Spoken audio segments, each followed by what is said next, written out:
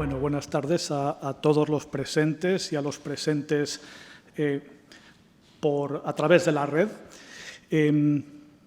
Muchas gracias al Ateneo Mercantil de Valencia, a quien no es que se complazca en recibirme, es que yo estoy complacido y muy honrado de que se me haya invitado a esta casa ya casi de 1873, si no me equivoco, pues ya va por 140 y pico años, y que ha sido un poco y es un pulmón o el gran pulmón cultural de la ciudad de Valencia. Y bueno, y ya digo, es un auténtico orgullo para mí estar aquí y bueno, en este lugar incomparable, en este teatro que pocas instituciones privadas, y me atrevo a decir, y algo conozco, públicas, no sé si lo tendrán. Bien, en efecto, vamos a tratar del emperador Publio Elio Adriano, un hispano, efectivamente andaluz, para más datos, bético, como se diría en aquel momento. Y luego veremos si podemos o no blasonar, estar orgullosos de Adriano. Yo anticipo que sí, ¿por qué no? Pero vamos a ver todas las facetas de este hombre. Y empezaré diciéndoles o recordando una expresión que yo oí hace unos años que decía: ojalá tuviéramos la suerte de que hoy nos gobernara alguien como Adriano. Esta exclamación yo la escuché en una tertulia en la que yo tomaba parte sobre Memorias de Adriano, el magnífico libro de Marguerite Yourcenar, hace, no sé, unos 3 o 4 años, y la dijo una de las personas que estaban por allí. Es una expresión que yo juzgué y sigo juzgando, sigo considerando como exagerada, como hiperbólica, como un paroxismo, ¿no? Pero no hace sino reflejar la imagen que la escritora belga Marguerite Yourcenar nos ha dejado de Adriano, que nos retrata a un hombre sensible, culto, refinado y preocupado por los problemas de los ciudadanos de Roma, los súbditos. Y también se le ve abrumado por el peso de la púrpura imperial que le tocó sobrellevar, diríamos, una vez que leemos ese libro, Las Memorias de Adriano. Pero, ¿quién fue en realidad Adriano? ¿Fue ese hombre sensible que nos ha legado la escritora belga? ¿O fue un autócrata cruel y veleidoso como en realidad no dejaban de ser todos los magnates de la antigüedad?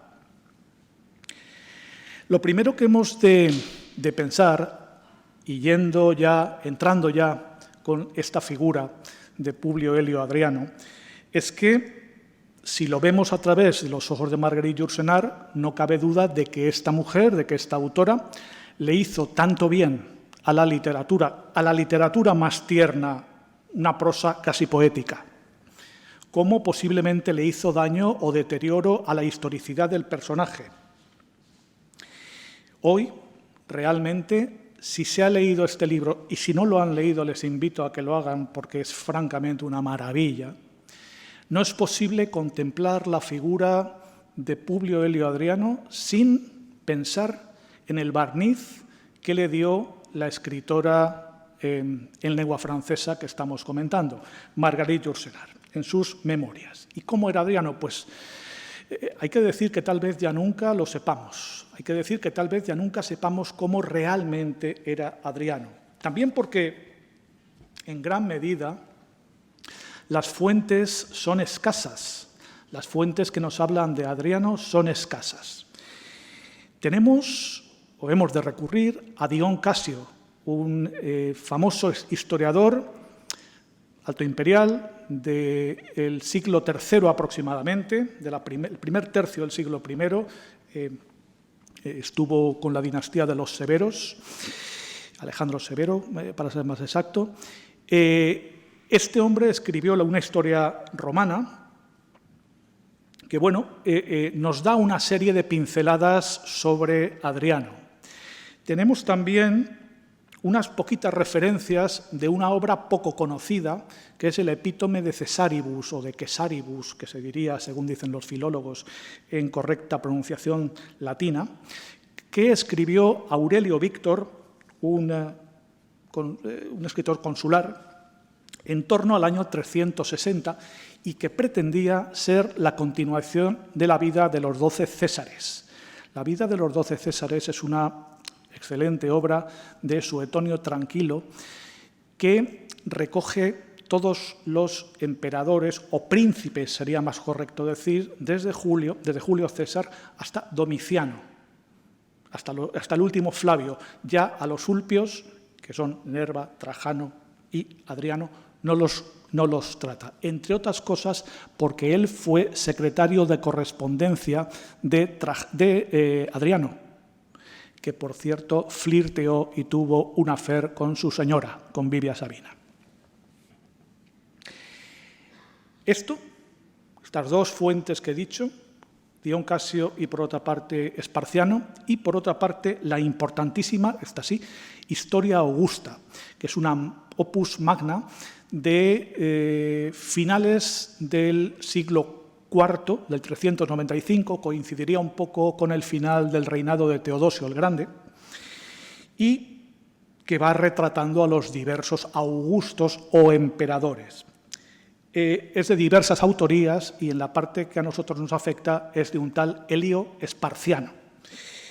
Es un muy buen material, pero que hay que tratar con cuidado porque está lleno, preñado, plagado de anacronismos, de inexactitudes, de ambigüedades, de lagunas, y pese a ello es un buen material, pero tratándolo siempre con un espíritu sanamente crítico.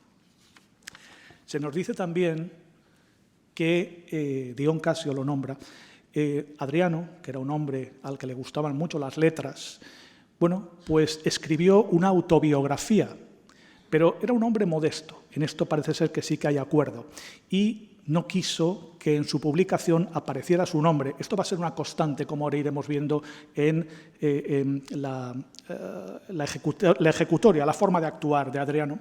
Bueno, pues quiso que la autoría de esta obra se le encomendara a un liberto suyo, a un antiguo esclavo suyo, que se llamaba Flegón o Flegonte de Tralles. No nos ha llegado nada de esta autobiografía. No la conocemos. Algo de lo que los autores han ido recogiendo, pero directamente nada. De todo este mare magno de fuentes, lo que sí que podemos concluir es que Adriano fue un personaje diverso, múltiple y multiforme. O dicho en latín, varius multiplex multiformis, que es precisamente como lo denomina Aurelio Víctor en su Epítome. Cuando define a Adriano, dice fue diverso, fue múltiple y multiforme. Y es precisamente el título del segundo capítulo de las Memorias de Adriano, Varius Multiplex Multiformis. Es, como verán, el título o el subtítulo que yo he utilizado también para esta ponencia. Y es cierto, no hubo prácticamente un área del saber, del conocimiento, de las artes, que no practicara con mayor o menor profundidad, con mayor o menor fortuna nuestro hombre.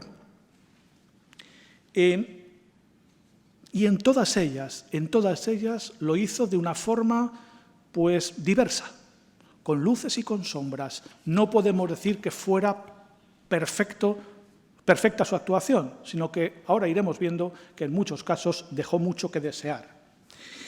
De hecho, Tertuliano dice: omnium curiositatum explorator. ¿Qué quiere decir? Pues que fue explorador de todas las curiosidades, que no hubo ámbito del saber en el que el bueno de Adriano no se metiera. Según la Historia Augusta, fue al mismo tiempo, fíjense, severo y afable, serio y jocoso, irresoluto y presuntuoso, tacaño y generoso, doble y franco, cruel y clemente, y siempre y en todo constante. Enriqueció a sus amigos sin que ellos se lo pidieran realmente, no negándoles tampoco nada cuando se lo pedían. No obstante, también escuchó con complacencia las cosas que se rumoreaban sobre ellos, y por esta razón los consideró como enemigos a casi todos, a los más amigos y a aquellos que había elevado a los más altos rangos. Esta característica, esta gran contradicción que siempre vemos cuando analizamos la figura de Adriano, con mayor o menor profundidad, es lo que lo hace profundamente atractivo e interesante. Ese choque interno que siempre registró nuestro hombre, el hombre de Itálica. Pero hemos de ver, en primer lugar, y antes de meternos en otras cuestiones más propias del arte, más propias de la historia, más propias de la milicia, ¿quién fue Elio Adriano? Pues bien, Elio Adriano, que nació en el año 76 y falleció en el 138, fue el tercero de los emperadores de la dinastía Ulpio-Aelia. Primero, lo he dicho antes, fue Nerva, el segundo fue Trajano, el tercero fue Adriano. Y uno de aquellos que tradicionalmente, al menos desde el gran Edward Gibbon, se han denominado los príncipes buenos, los emperadores buenos, los 5 emperadores buenos, que son Nerva, Trajano, Adriano, Antonino el Devoto, Antonino Pío y Marco Aurelio. Estos 5 emperadores, que son los humanistas, de alguna manera, coinciden con el auge del Imperio Romano. A partir prácticamente de Adriano, o si se quiere, de Aurelio, empieza a decaer, empieza a entrar en declive el Imperio Romano. Reinó entre los años 117 y 138, 21 años, casi 21 años, mejor dicho. Y es además uno de los 3 emperadores hispanos que hubo. Fueron Trajano, fue Adriano, el segundo, y el tercero fue el gran Teodosio, Teodosio el Grande, nacido en Cauca, actual Coca, provincia de Soria. Adriano nació, como estábamos ya comentando, este es Trajano, el gran Marco Ulpio Trajano, tío de Adriano. Adriano nació en Itálica, Santiponce, al lado de Sevilla, una población de la Bética, de la provincia de la Bética. Recuerden que Hispania estaba dividida inicialmente en 2 grandes provincias, Citerior y Ulterior, después se convierten en Bética y Tarraconensis y después se convierten en Bética, Tarraconensis y Lusitania. Habrá que esperarse al siglo V para que aparezca la Cartaginensis. Pues bien, digo, nació en la Bética, nació en Itálica, en una ciudad que había sido creada, había sido erigida, fundada por Escipión, por el mítico Escipión, el que venció a los cartagineses aquí y al que debemos la romanización de España y que estemos hablando castellano en este momento, o valenciano, o gallego, o portugués, entre otras muchísimas cosas. Y la creó para los legionarios que habían sido heridos en combate. Era una ciudad hospital, una ciudad, me atrevería a decir, casi balneario, como quien dice. La familia de Adriano, que ya digo, nació, y en esto parece que hay un cierto consenso, aunque se ha discutido, no es menos cierto, nació en Itálica. Sin embargo, su familia era una familia senatorial que había arraigado o que provenía de Atria, de la región del Piceno, que es el este de la península italiana, a la altura más o menos de Roma, digamos que en el mismo paralelo, enfocada hacia el mar, Rimini, etc. Fue, mejor dicho, huérfano a muy temprana edad, con 10, 11 años escasos, y se hizo cargo de su educación, de su esmerada educación, todo se ha dicho, su tío segundo Trajano, primo hermano de su padre.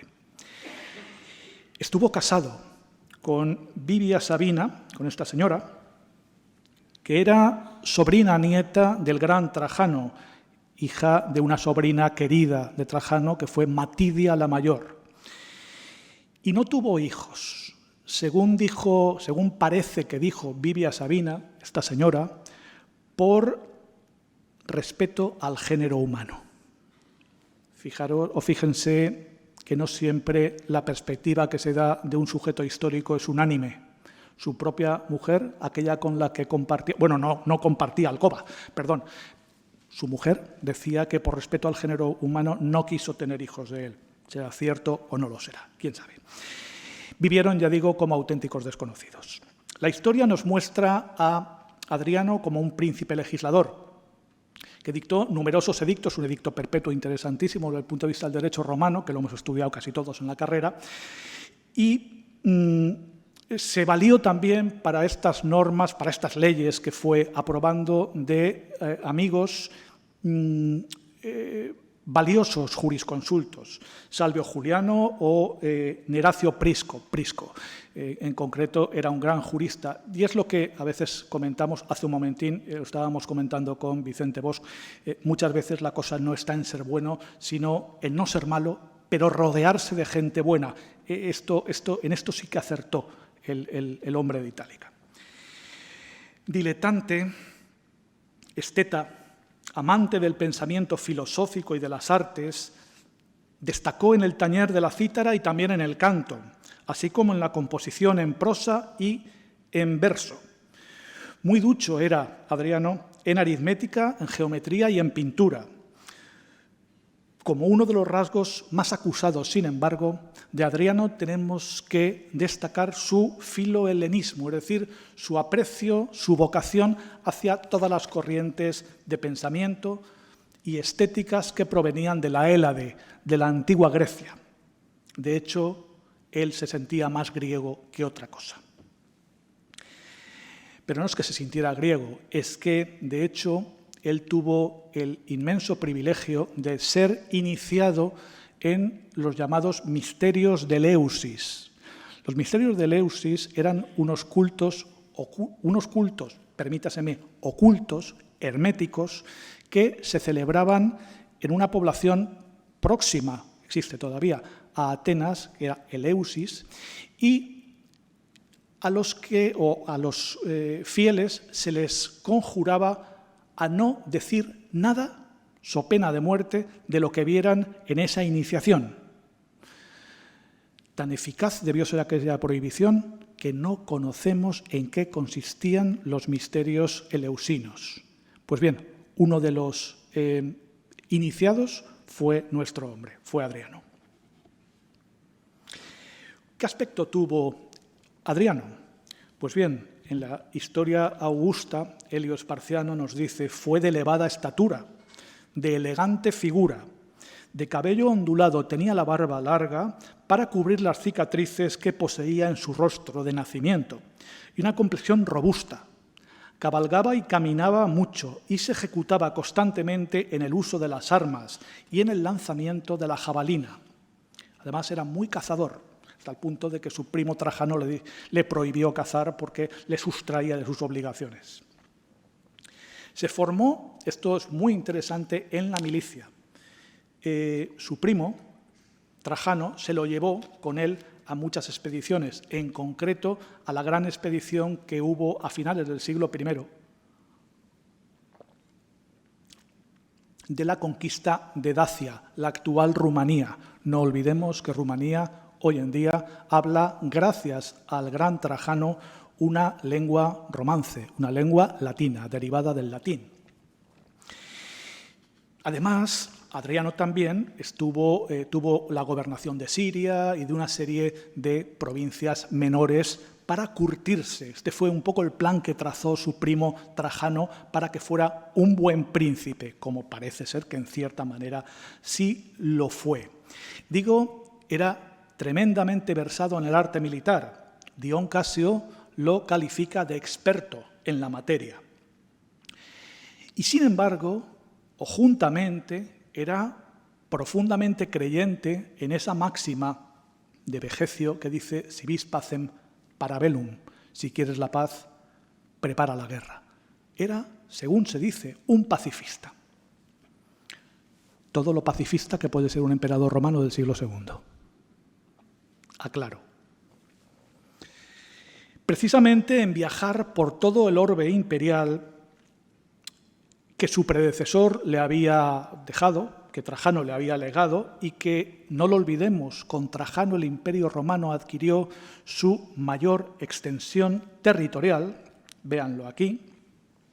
Pues bien, en viajar por todo el orbe pasó gran parte de sus 21 años de reinado, hasta el punto de que tan solo 8 residió en Roma o en Tívoli.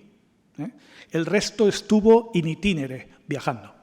Fíjense que en aquel tiempo, pues prácticamente desde Mesopotamia, el actual Irak al este, hasta el actual Portugal y el norte de Marruecos al oeste, y desde la Galia y parte de la Gran Bretaña hasta Egipto, Judea, Palestina, Siria, etcétera. Y Rumanía, también lo ven ahí, Dacia, que fue la última adquisición del gran Trajano. Junto a los periplos que él realizó, algo de grandísima importancia es su aportación artística. A Trajano debemos algunos de los monumentos más icónicos de aquel tiempo, que han pasado como verdaderos referentes o, si se me permite, como verdaderas maravillas de aquel tiempo. No me atreveré a decir que sean las maravillas, que estén en las 7 maravillas, pero ahora verán como alguna de ellas sí que merecería estar. Sin embargo, amante de la paz como era, el amante de la paz, y fíjense en este aureus, es una moneda de oro de gran valor, creo que eran 200 denarios, no lo puedo asegurar. Amante de la paz como era, como parte integrante de un siglo que él pretendía que fuera de oro, un seculum aureum. Fíjense que esto lo trató de imprimir y lo trató de mostrar. Fíjense en el reverso de la moneda, abajo pone saec aur, seculum saeculum aureum, siglo de oro. Él pretendía establecer un siglo de prosperidad. Hay otras monedas incluso que tienen la siguiente divisa: humanitas, felicitas, libertas. Toda una proclamación de principios. Pues bien, digo, aunque amaba la paz, él se vio envuelto en muy cruentas guerras. Cruentas guerras en las que, aparte de su conocimiento táctico y de la cuestión castrense, se valió también o tuvo la ayuda de importantes militares amigos suyos, como fueron Turbón y Arriano. Luchó contra partos, contra alanos, contra sármatas, contra britanos y muy señaladamente luchó contra los judíos, que estaban sublevados por influencia de Simón Bar Kokhba. Luego hablaremos un poquito al respecto. Es indudable que una de las principales, no sé cómo denominarlo, uno de los más importantes propósitos que tuvo Adriano fue la defensa del imperio que su tío Segundo Trajano le había legado. Tal vez con el objetivo de proteger la parte más importante de esta vastísima extensión territorial, Adriano abandonó algunas regiones que entendió que eran de difícil defensa y asimismo delimitó toda la extensión o gran parte de la extensión del imperio con obras de fortificación. Dentro de este capítulo, y al que luego también nos referiremos, hay que hacer una mención especial del llamado la muralla de Adriano o muro de Adriano, que cruza la isla de Gran Bretaña en la parte en la que hay una estenosis, en la parte más estrecha, entre Newcastle y Carlisle, en el norte de Inglaterra, ya prácticamente limítrofe con Escocia. Luego hablaremos al respecto. Y es precisamente una de las obras por las que Adriano ha pasado a la posteridad. Adriano, tras una larga enfermedad en la que sufrió tanto que pidió varias veces, que quiso suicidarse y pidió, como no tuvo valor para hacerlo, a uno de sus esclavos de mayor confianza y a su médico Hermógenes que lo mataran. El esclavo no se atrevió y Hermógenes prefirió suicidarse antes que a tener esa piedad fatal con el emperador. Murió, digo, en el 138 tras haber vivido 62 años. Falleció en Bayas, cerca de Nápoles. Y murió, fíjense, odiado por el pueblo, a despecho, y cito de nuevo a Dion Casio, de su en general excelente reinado, por culpa de los asesinatos que cometió al inicio y al final de su reinado, que habían sido cometidos injusta e impíamente. Tanto se le odiaba a este hombre, nuevamente las contradicciones de un príncipe amante de la paz y del pueblo, tanto se le odiaba que se pretendió negarle la apoteosis. La apoteosis era la divinización ritual de los emperadores una vez que morían. Eran dioses, pasaban a ser dioses. Pues a él se le intentó negar y tan solo se consiguió por intermediación del bueno, del devoto de Antonino. Antonino Pío, no es casual el apelativo, porque lo que se pretendía era condenar su memoria, la famosa damnatio memoriae, que muchas veces, y lo hemos visto a veces en estelas o en las bases de estatuas, el nombre del emperador o del sujeto en concreto estaba picado. Eso es la condena de la memoria. Se pretendió hacer esto con Adriano. Afortunadamente, gracias a Antonino, no se hizo.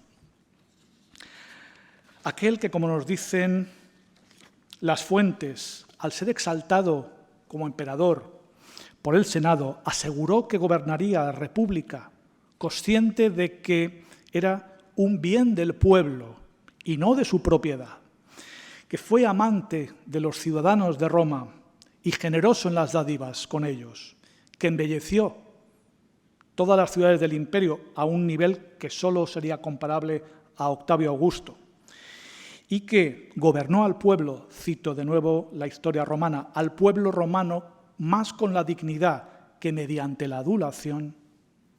A este hombre, sin embargo, al morir, era odiado por el pueblo. Trágica la contradicción en la que tuvo que vivir el pobre Adriano.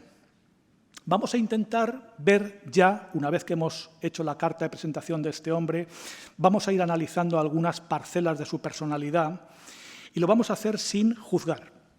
Sin juzgar en ningún momento, pues, como se ha dicho muchas veces, la historia no es precisamente una escuela de moral, y mucho menos 1900 años después. Adriano fue un gran viajero, lo hemos avanzado. El segundo de los emperadores hispanos recorrió prácticamente la totalidad del territorio imperial. Véanse aquí las rutas que hizo Adriano.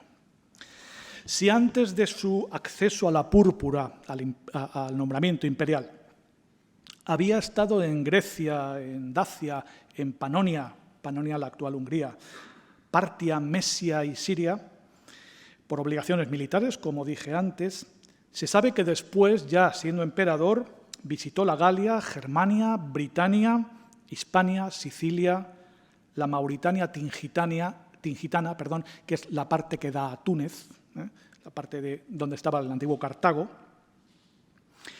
Asia, el Ponto, Bitinia, importantísima Bitinia, es el norte de la península de Anatolia, la actual zona de Turquía que baña el Mar Negro. Va a ser importantísima porque ahí conocería a Antinoo, al efebo que habría de marcar su vida posterior. También Jonia, que es Asia Menor, la parte de Turquía que da al mar Mediterráneo y que ha sido tan griega como la región de Atenas hasta el año 21 del siglo pasado. Jonia, Judea, Rodas, Egipto, probablemente Creta y Chipre, y de nuevo Grecia y Atenas. Su verdadero hogar espiritual, reconozcámoslo, véase ahí en el mapa cómo las flechas vienen a converger casi siempre en Roma y en Atenas, y en Siracusa, que era una ciudad griega también, bueno, de gran legado griego, de gran herencia griega. De Atenas había sido ya nombrado arconte. Arconte es decir gobernante perpetuo. Antes de ser emperador de Roma, fue arconte de Atenas. No hay acuerdo tampoco en las razones que llevó a Adriano a estar siempre de viaje, o gran parte de su reinado de viaje. Se habla de las obligaciones militares que le obligaban a trasladarse en defensa de las fronteras o para, bueno, inspección de las fronteras, pero se habla también, y yo casi me atrevo a pensar más en esto, en su absoluta curiosidad. Un hombre inquieto y con verdadera ansia de conocimiento. Pues no podía hacerse de otra forma más que viajando. La búsqueda de experiencias, que es lo que movía a este hombre. En lo que sí que coinciden todas las fuentes es que el emperador viajaba siempre a caballo, rechazando el transporte en carretas y carros, y con la cabeza descubierta, con frío o calor, con la cabeza descubierta. No sé si es Esparciano o Aurelio Víctor que liga a esta costumbre de Adriano la enfermedad con la que habría de acabar su vida. Parece ser que fue como una especie, o se introdujo en su organismo a través de un gran resfriado.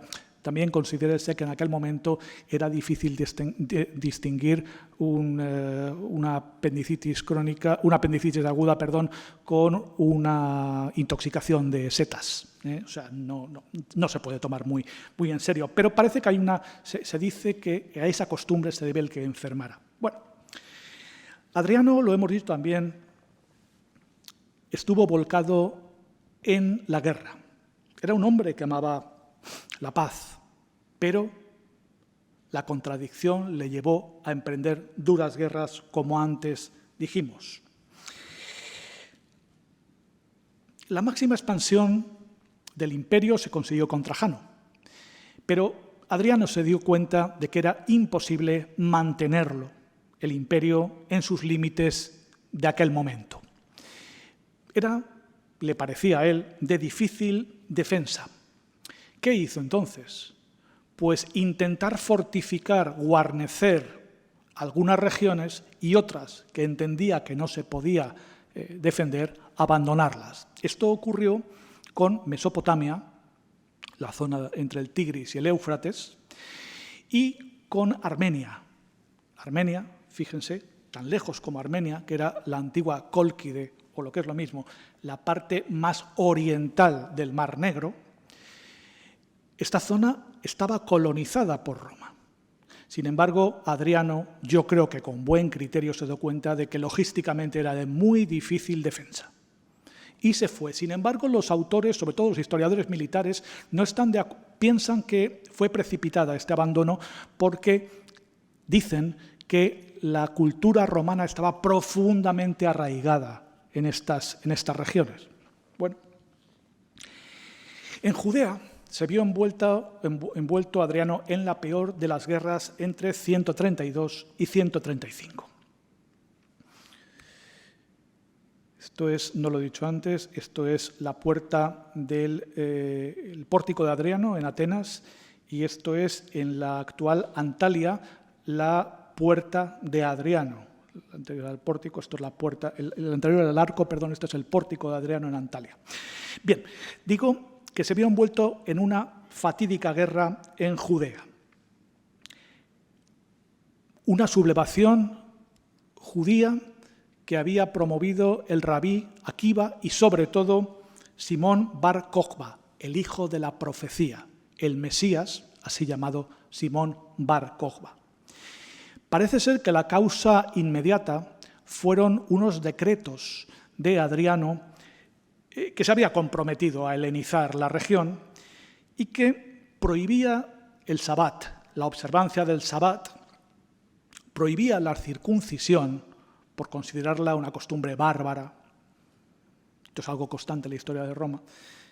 Y sobre todo por la decisión de Adriano de reconstruir Jerusalén como colonia Elia Capitolina y erigir un templo a Júpiter o a Zeus en el solar del templo de David. No podía haber, como piedra angular de la piedad judaica, no podía haber mayor ofensa para un judío devoto o practicante, o para un judío sencillamente sin necesidad de ser devoto ni practicante. Esta sublevación, que fue una guerra abierta de 3 años, llegó a aniquilar una legión romana. Aniquilar una legión romana por parte de unos irregulares no estaba al alcance de muchos, que la legión romana era una picadora de carne humana, eso no había quien se pusiera enfrente. Bueno, pues se llegaron a acabar con la vida de prácticamente 15.000 ciudadanos romanos. Y solo se consiguió acabar con esta revuelta gracias a Sexto Julio Severo, uno de los mejores generales, por no decir el mejor general con que contó Adriano, que fue llamado de urgencia desde Britania, donde se ocupaba de mantener a raya a los bárbaros de los escoceses. Julio Severo, fue quien estableció la Pax Romana en Judea, pero a un precio brutal. 585.000 muertos directos en la guerra, nos dice Dion Casio, y otros tantos en la inmediata posguerra, y 985 ciudades, pueblos, aldeas, villorrios destruidos en el marco de estos 3 años de guerra. Y, por supuesto, la población judía, especialmente de Jerusalén, o vendida como esclavos o exiliados. Otro éxodo del pueblo elegido. Jerusalén pasó a ser Elia Capitolina y en ella se estableció a los legionarios de la Quinta Macedónica, de la Legión Quinta Macedónica. Siempre esta última palabrita nos va a aclarar de dónde provenían. En este caso eran griegos del norte. Aunque prefería la paz, nos dice la historia Augusta, aunque prefería la paz a la guerra, entrenó a los soldados como si la guerra fuera inminente. Porque es verdad, Adriano, aparte de las guerras que tuvo que llevar a cabo, se preocupó por la disciplina, por la instrucción, por la formación de las tropas. De hecho, parece ser que las ordenanzas militares que se dictaron en tiempo de Adriano subsistieron 100 años después. 100 años después, Dion Casio todavía hablaba de esas ordenanzas. Conocemos una arenga que dio a las tropas en Lambesis, que es una ciudad que existía en el norte de la actual Argelia, casi lindante con Túnez, una arenga, digo, que le dio a las tropas que habían celebrado unos ejercicios militares en honor a la visita que el emperador había hecho a ese campamento militar, donde se demuestra el conocimiento tremendo que este hombre, yo lo he leído, insisto, eso no lo puede hacer alguien que no sepa mucho de táctica militar de aquella época. Eran la Legión II Augusta y el ala primera Panónica, de nuevo húngaros, luchando en el norte de África. Aquello sí que era un verdadero ecumenismo militar. Pero donde acaso mejor se refleje la idea de prevención que Adriano tenía, es en la construcción entre 122 y 128 de una línea fortificada al norte de Inglaterra, con la que impedir la invasión de los pictos, de los antiguos escoceses, o de los que, mejor dicho, habitaban la actual Escocia, y que conocemos como el Muro de Adriano o el Hadrian's Wall. Por un texto que se encontró en Newcastle, se sabe que Adriano invocó un divino precepto para levantar un muro que sería obra del ejército de la provincia. No fue construido por esclavos, fue construido por los legionarios. Y que debería unir las orillas de ambos océanos. Es claro que la función no era meramente militar. En realidad se trataba de establecer un límite a la civilización. Como decía alguna fuente, ex ultra bárbaros, más allá, bárbari, ex ultra bárbari, más allá, bárbaros. Hasta aquí la civilización, más allá, bárbaros. Porque, fíjense, ya no era solamente una obra militar, sino que era también una forma de tener controladas las transacciones comerciales, tanto de quienes venían del norte a comerciar con sus productos, normalmente materias primas, como con los mercaderes britanos, ya romanos por tanto, que iban hacia el norte a vender sus productos normalmente manufacturados. Se trataba de un control fiscal a través de las puertas, de las múltiples puertas que había. Ahí ven los restos de una de las puertas. A través de estas puertas, en esas puertas se pagaban los portaria, los impuestos, los portazgos medievales serán después. Materialmente es un complejo dispositivo defensivo compuesto de torres, casamatas, acuartelamientos y calzadas, con despliegue estable de unidades militares. Era un muro que medía en torno a 4 metros de altura y unos 3 metros de anchura en algunos tramos y que se extendía desde la desembocadura del río Tyne en la llamada Pons Aelia, el actual Newcastle, hasta la bahía de Solway en el mar de Irlanda. Esto es unos 118-120 kilómetros de este a oeste, desde el mar del norte al mar de Irlanda. Contaba con un foso en V de en torno a unos 3 metros de profundidad y se reforzaba con torres de vigilancia, emplazadas cada 550 metros. A su vez, cada milla había una puerta, como la que, repito, estamos contemplando. Y aquí podemos ver incluso mejor. Detrás de la muralla, a la izquierda de la imagen, correría una calzada con la que las unidades militares podían desplazarse con cierta rapidez para ir a proteger las zonas más amenazadas, eventualmente amenazadas. Este muro, aquí lo vuelven a ver, aquí ocupando una zona más, bueno, no me atrevería a hablar de montaña, pero sí de colinas, aprovecha los grandes ingenieros militares especialistas en castramentación, si se fijan, aprovecharon los desniveles para ganar en capacidad defensiva. Más tarde, entre 142 y 144, 160 kilómetros más al norte, Antonino Pío construyó otro muro ya en tierra de los pictos, de los escoceses. Se les decía pictos porque iban pintados de azul y con rayotes, por eso se le llamaban pictos los romanos. Este muro era mucho menos importante, era sobre todo una labor de terraplén, de fosos y terraplenes y alguna empalizada, no era una obra constante como esta. Y fue poco eficaz. De hecho, después, Marco Aurelio, 20 años después, en torno a 160, lo abandonó. El muro de Adriano estuvo en funcionamiento, dicen que hasta 540, que es cuando, de alguna manera, deja de tener uso, pero realmente puede hablarse de un poquito antes, posiblemente hasta el 410, que es cuando de Britania desaparece toda o cualquier esbozo de presencia romana. Hasta el 410, por tanto, unos 300 años estuvo en servicio esta obra.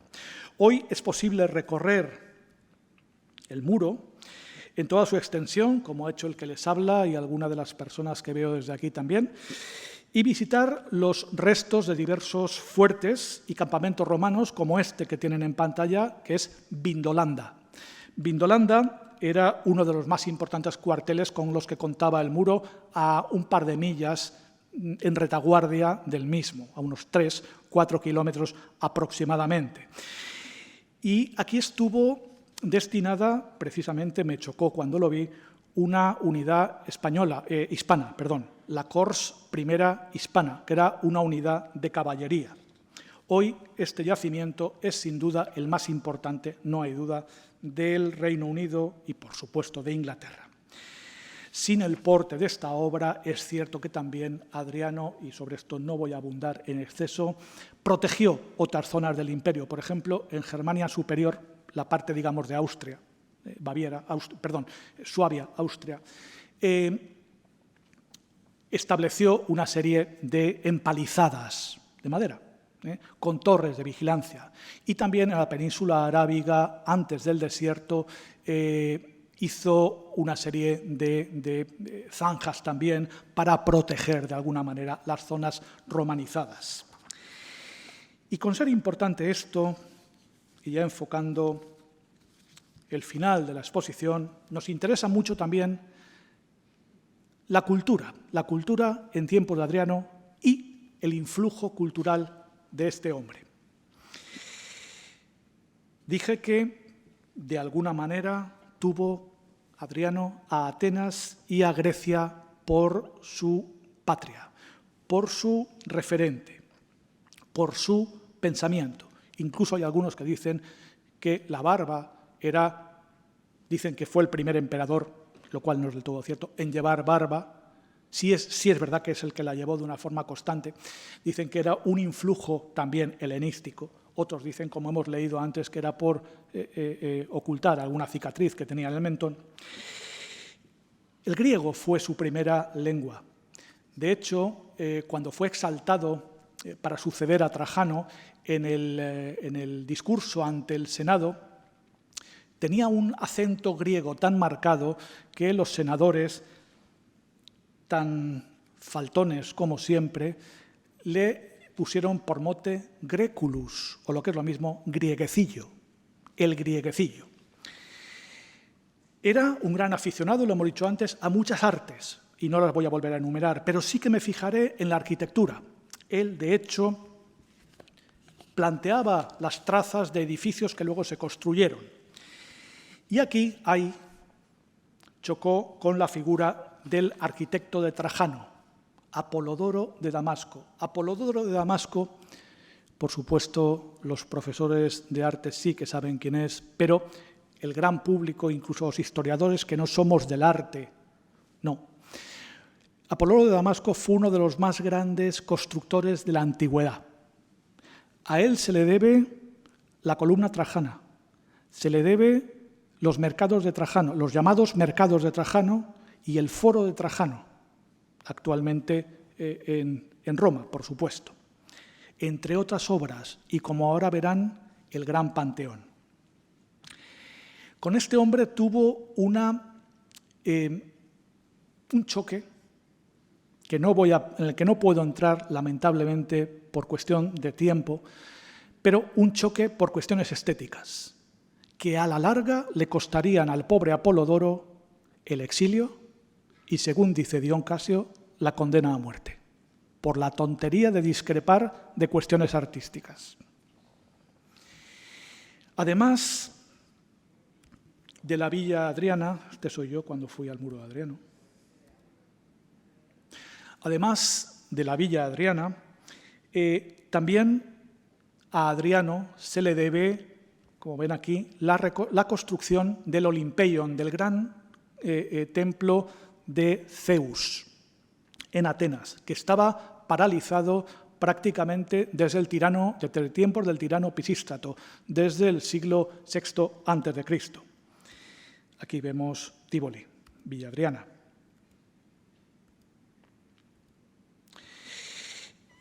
Y a él se le debe también el templo de Venus y Roma en la ciudad, en Roma. Pero, cómo no, el Panteón de Agripa es lo más importante. Lamentablemente no tengo las fotos, pero vamos a intentar imaginárnoslo o recordarlo, evocarlo. Que es una de las grandes obras, lo he dicho antes, de Apolodoro. Es el único monumento que nos ha llegado en lo esencial desde la antigüedad y, muy curioso, el único templo que desde hace 2000 años, 27 a.C., está registrando liturgia religiosa, culto religioso, de manera ininterrumpida. hasta en la actualidad, que es algo así como Santa María de los Mártires, creo que se denomina en la actualidad, y por supuesto se celebran oficios religiosos, misas y demás. 2000 años, más de 2000 años ya con culto religioso. Esta circunstancia nos justificará que le hagamos una mención a esta gran obra, que es el fruto más logrado de la arquitectura romana, con una planta circular y una bóveda semiesférica de hormigón de 43,5 metros de diámetro y invadiendo la luz del sol por el óculo de la cúpula, un óculo, una oquedad de casi 9 metros de diámetro, con 16 columnas en la portada in antis, en la pronaos, de mármol egipcio.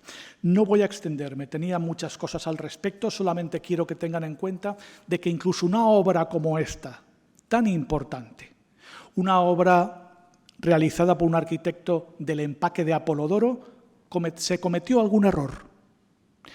De hecho, las columnas estaban pensadas que fueran de 50 pies, pero la cantera del monte Claudinus en Egipto no estaba en condiciones sino abastecer columnas de 40 pies.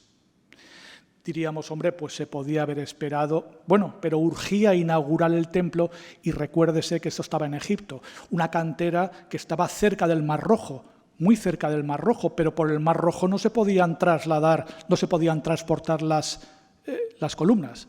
Había que acudir al Nilo y desde el Nilo, que estaba a 160 kilómetros, subir hasta Alejandría y de Alejandría a Roma, 4.000 kilómetros. Hubo, por tanto, que acomodar el nuevo proyecto a lo que la cantera pudo dar y por eso verán que las columnas son más bajas de lo que se planteaba. En el frontón queda más bajo que lo que se planteaba inicialmente y se ve dónde tenía que ponerse. Está un poquito más bajo. 1,5 metros más bajo.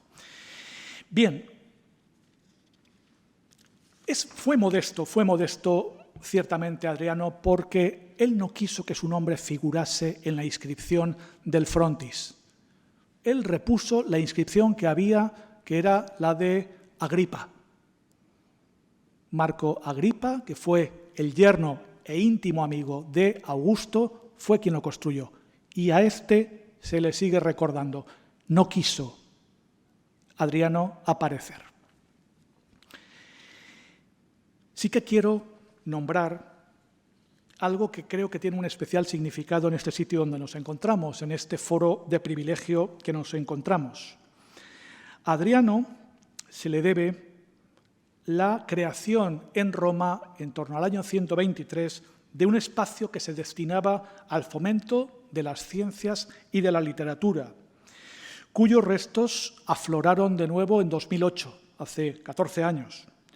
Un auténtico lugar de diálogo entre las culturas griega y romana que con el tiempo sería modelo de multitud de centros similares que mantienen su legado.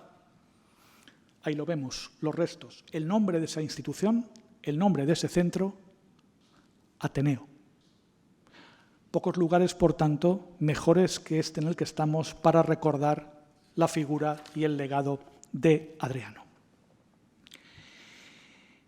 Finalmente, aludiremos a una faceta de Adriano. Antes se habría dicho una faceta negra, hoy es una faceta oculta, hoy es una faceta más de su personalidad, que son sus relaciones con Antinoo, con el joven Vitinio, que le llama la Jursenar, un joven que habría nacido en torno al 110 en Bitinia, la zona que da, he dicho antes, en el norte de Turquía y que es ribereña del Mar Negro, y que Adriano debió conocer en uno de sus viajes en torno al 124, es decir, con 14, 15 años el chaval.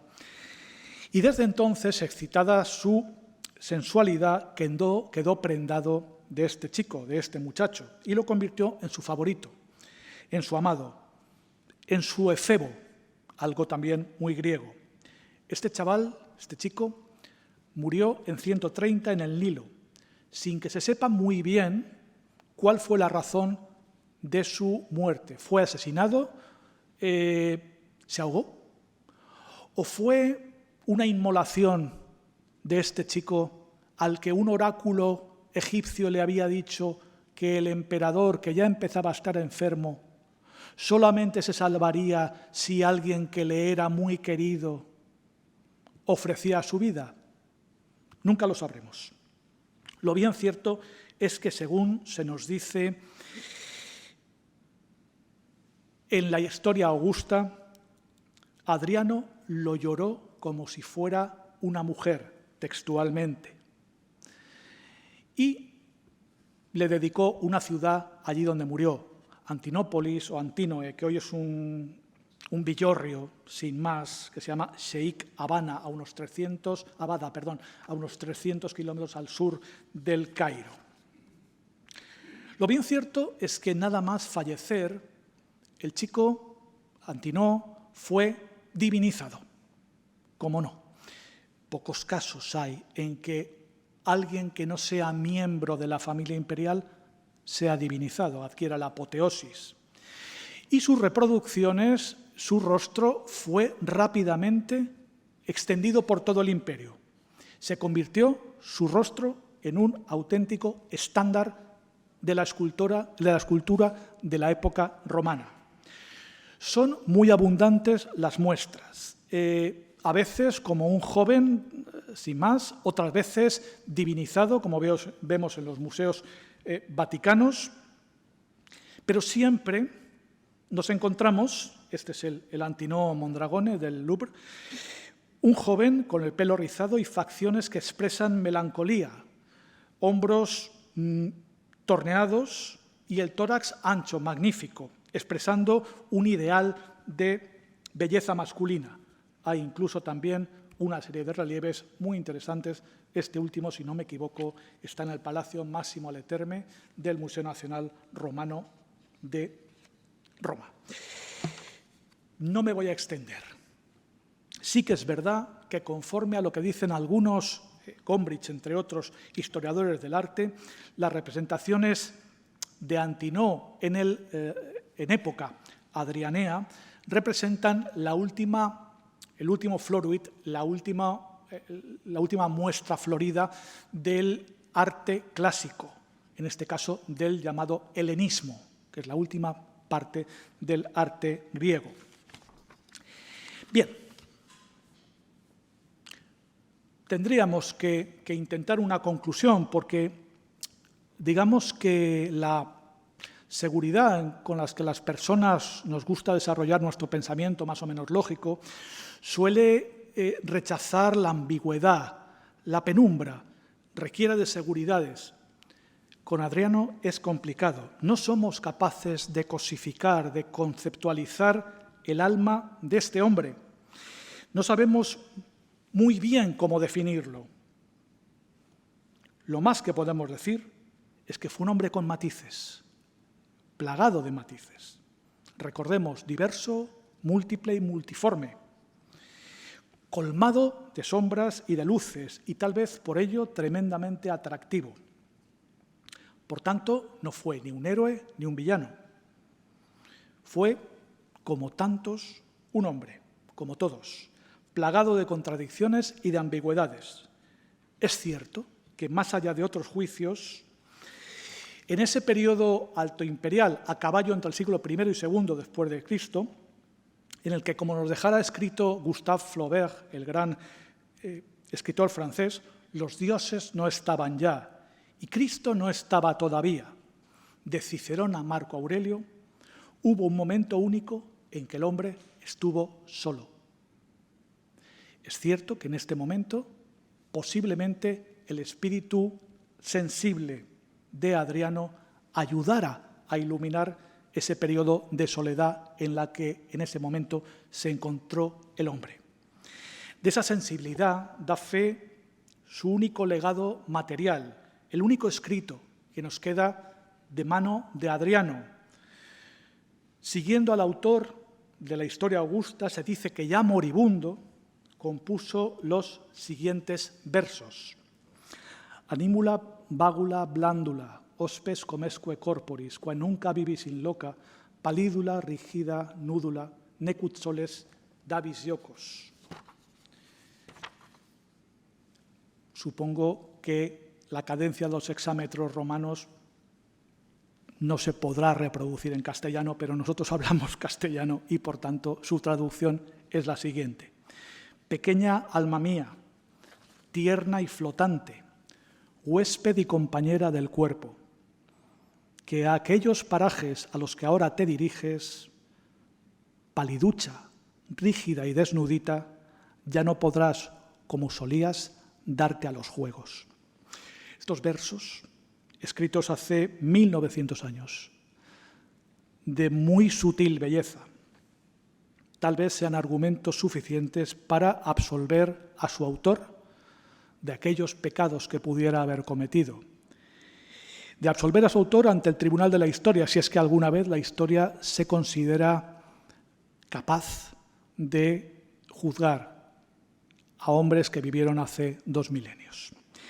Espero, con estas palabras, haber dado luz sobre la figura de un, no sé si un compatriota, pero sí al menos un paisano que tuvimos por estos pagos. Aquí no vino, estuvo en Tarraco, pero por aquí no pasó. No sé si a lo mejor iría a Sagunto, lo desconozco. Estuvo en Tarragona, eso sí. Un paisano, digo, que marcó una época gloriosa, sin duda gloriosa, del Imperio Romano. Es más, se puede hablar sin ningún ambaje de Octavio Augusto, bueno, Julio César, de Octavio Augusto, se puede hablar de Trajano, Adriano y Marco Aurelio. Y luego ya hay una cesura muy grande que, a juicio de quien les habla, más que discutible, nos llevaría pues prácticamente a Diocleciano, al grandísimo y olvidado Diocleciano, a Constantino el Grande y a Teodosio. Bueno, pues en este repóquer está Elio Adriano. Espero no haberles aburrido y muchas gracias por la atención que han tenido.